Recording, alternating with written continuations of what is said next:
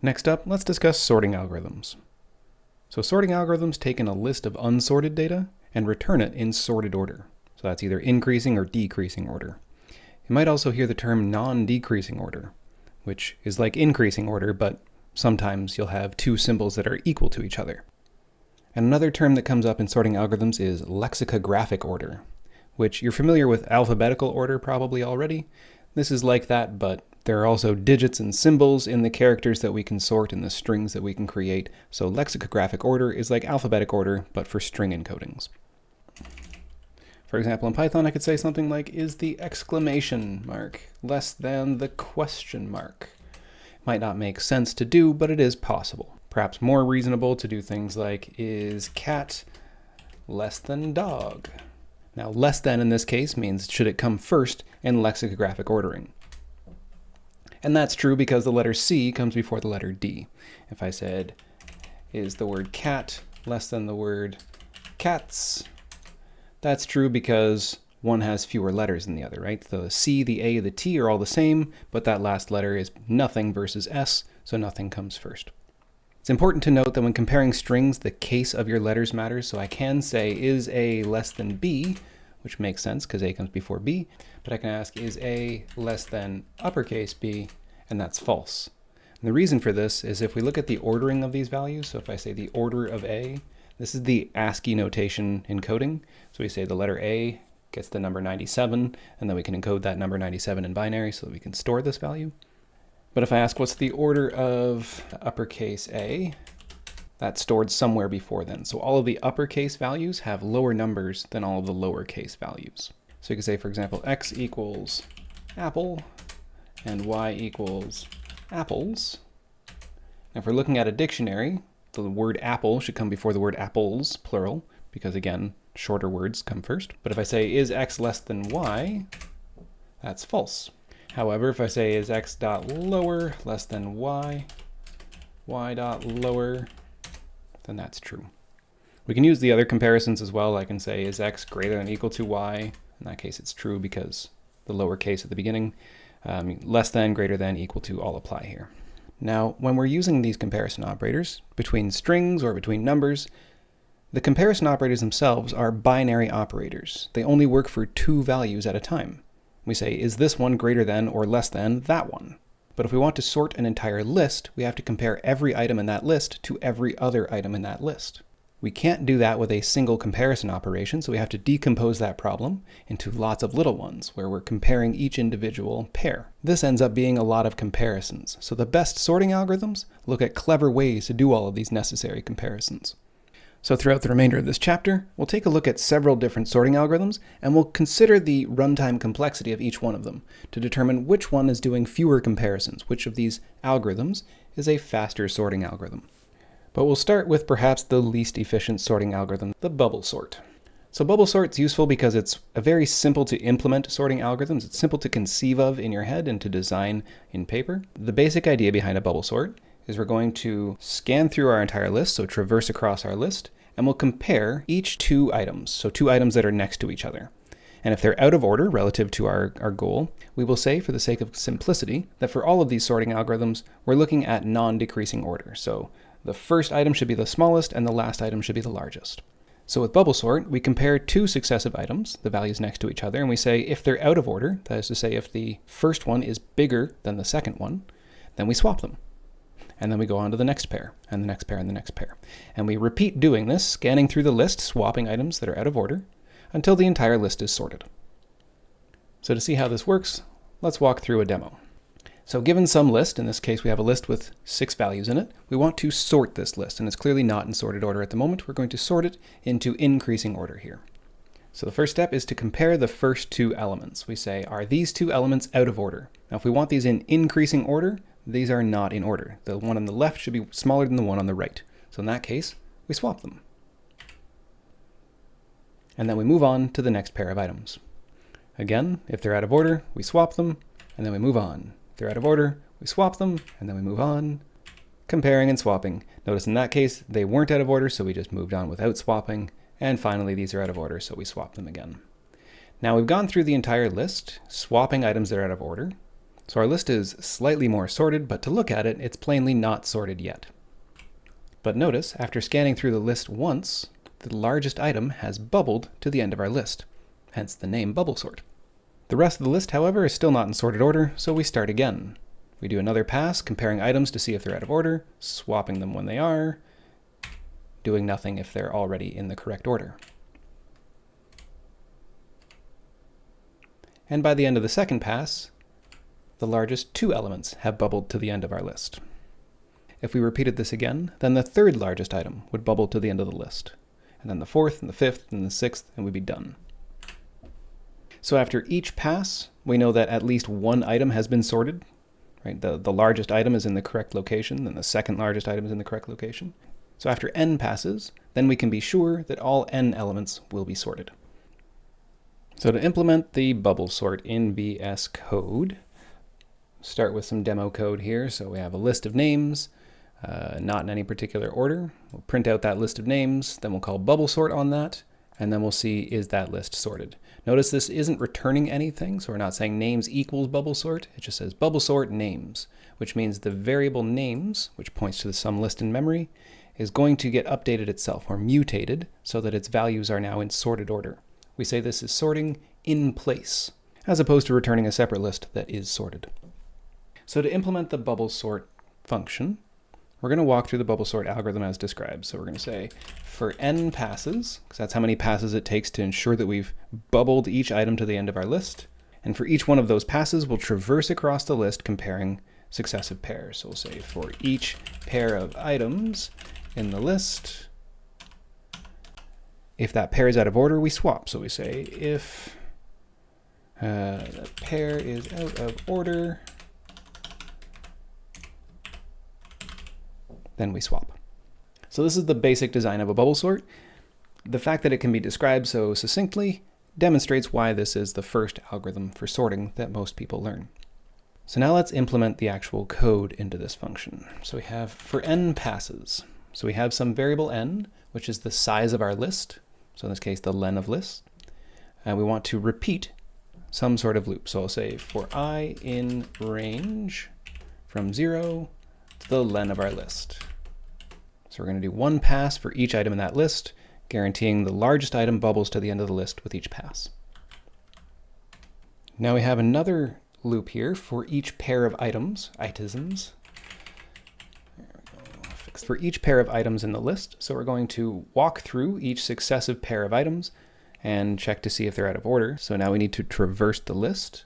So we say for j in range from, I'll say from 1 to the len of the list, because we need to have a pair of items. So we'll start our first pair being 0 and 1, and each time through this loop we'll just access the item at j and the item at j minus 1. That'll be our pair. So we're going to have index 0 and index 1, and then index 1 and index 2 and index 3, all the way up to the last item in our list, which is the length of our list minus 1, and the item next to it, which is the length of our list minus 2. So if the pair is out of order, so we have two items, we have the item at j and we have the item at j minus 1, the one before it. We want to say, are these two things out of order? So if list at j something list at j minus 1. And perhaps it's easier if I put j minus 1 on the left because j minus 1 comes before j in the actual list. It's a bit easier to visualize in my head at least. So we want to say if the item on the left is out of order with the item on the right. So how do we do that with a comparison? How do we know these are not in the correct order? Well, if the item at index 0 is bigger than the item at index 1, then they're out of order. We should swap. The order we want to have is the smallest items at the beginning, the largest items at the end. So to say that they're out of order, we would say if the one before me is greater than me, then we're out of order. And in that case, we swap. So to do a swap, we create a temporary variable. We say the list at j minus 1 goes into that temporary variable. I can say the list at j minus 1 equals, so now that spot, which I've stored the value aside, I can put a value into that spot and say list at j. And now I can say the value that goes to list at j was the value I set aside at the beginning, temp. All right, let's save and try this out. So we save Python bubblesort.py. So the names before sorting, that's the names as we see them, K, R, Q, I, L, and after sorting, A, B, C, D, E, F, G. Exciting. So this seems to have worked. I want to point out one more time, the function itself is mutating this variable names. So recall that when we have a list variable, like this variable names here, the thing we're storing is a pointer to that list variable somewhere else in memory. So when we pass names in, we pass that variable into our bubble sort function, we're passing that pointer or that address into the bubble sort function.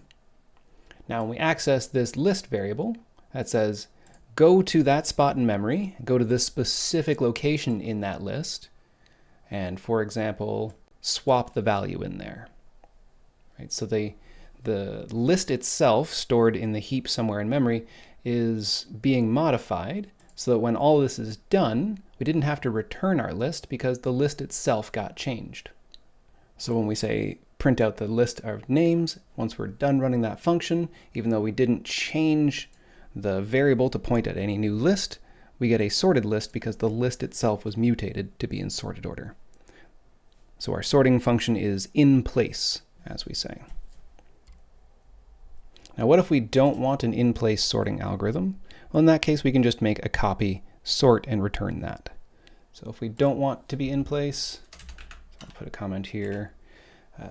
If don't want in place sorting, we can do something like list equals our list that's copied, and then down at the bottom, return list. So this line here says create a slice from our original list. So copy all of the elements from our list into a new list. And then the rest of that line says, and now take the variable and point it at that new list. So when we're returning list at the end, we're doing all these operations in the middle, we're doing all that on some other list. In this case, if we ran our code, I'll just show, I can demonstrate this. Uncomment these two lines, run our code. Notice, because we didn't store the result of that function, the thing that we're printing out, names, is unmodified. I create a second variable here, call it names2, and if we printed that out, that one is being sorted. Okay, I'm going to comment these out because I wanted an in-place sorting algorithm, but if you don't want in-place, that's one way to accomplish it. Make a copy of your list and operate on that instead. Sometimes it's important not to destroy your inputs. Okay, so if we wanted to analyze this algorithm in terms of its big O complexity, how many comparisons will our algorithm need to do in order to sort the entire list? Well, starting from the inside of our loop here, each one of these operations is order 1. It's a constant time. So we have to access that list, which takes a constant time, and then assign that value to a new variable, a constant time. So we can say in order to swap two items, that takes order 1. So all of this stuff inside here, we could say even the if statement, doing a single check, that's also order 1. It doesn't matter how big the list is, in order to check a single item from that list, still just takes a constant amount of time. But now we're doing that many times because we're putting this in some repetition. Now this loop here goes from 1 up to n, which is n minus 1 steps, so we could say of the order n. And this last loop out here, also another n steps, so also order n. Now notice we're doing this inner loop once for every outer loop. So this is order n times all the stuff inside of it, and this is order n times all the stuff inside of that. So total, I'll say it down here, equals order n squared, because we have n times n. So another way of saying this is if we have n comparisons per pass, which is approximate because it's n minus 1, but in big O notation we ignore those small details. We have to do one comparison for each consecutive pair of items in our list of n items. That's roughly n comparisons per pass.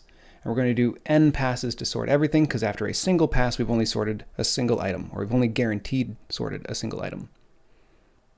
So in total, n times n, or order n squared comparisons. If we have a list that's 1,000 items, that means we have to do 1,000,000 comparisons in order to get this to work. By way of consideration, if each comparison took a second, which is very slow by modern standards, then in order to sort 1,000 items, with 1 comparison per second, that would take 11.6 days to sort our list. Now there's some issues with the bubble sort that we can improve. Without having to create a different algorithm altogether, we can optimize the bubble sort algorithm itself. Right? We might not need to keep doing passes. If we've gone through the entire list and made no swaps, then nothing was out of order. We don't have to keep doing more passes. So a way of saying this is if we make it through the list on any given pass without doing any swaps, then our algorithm is done sorting this list, so we can stop. So let's make another copy of bubble sort. We'll say def bubble sort 2, which again just takes in some list. And I'll start with all the code that we already had. And just to comment this, say is an optimized version of bubble sort with early stopping. So we can stop early once we've ensured everything is sorted.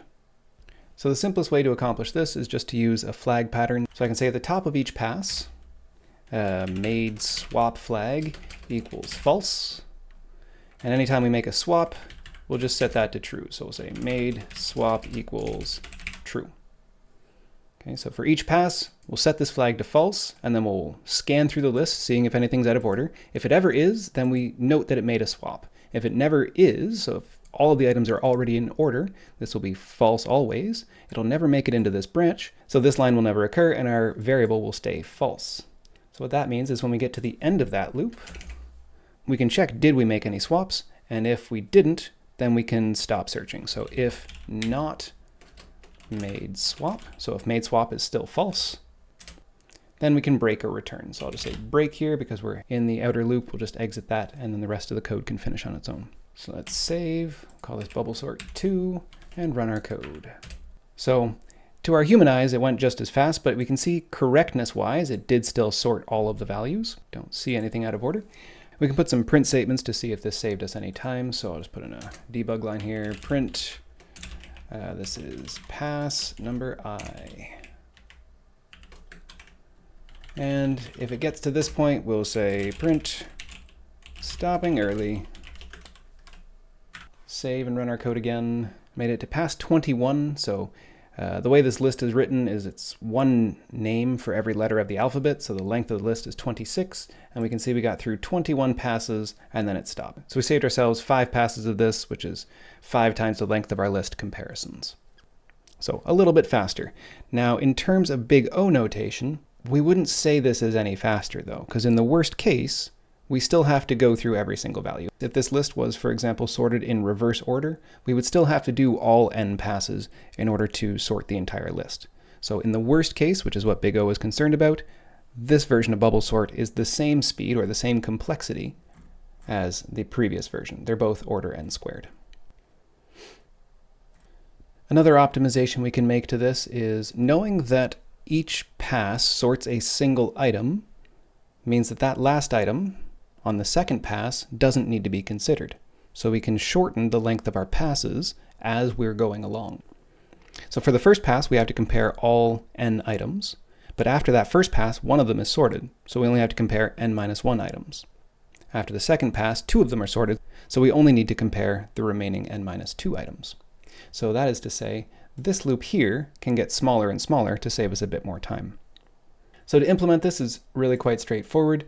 We currently have a loop that goes from 1 to the end of the list every single time, but we want it to step back by 1 after the first and step back by 2 after the second pass, step back by 3 after the third pass, which is to say we want the end condition for this range to shrink each pass through, and the amount that it should shrink is the number of passes that we've done.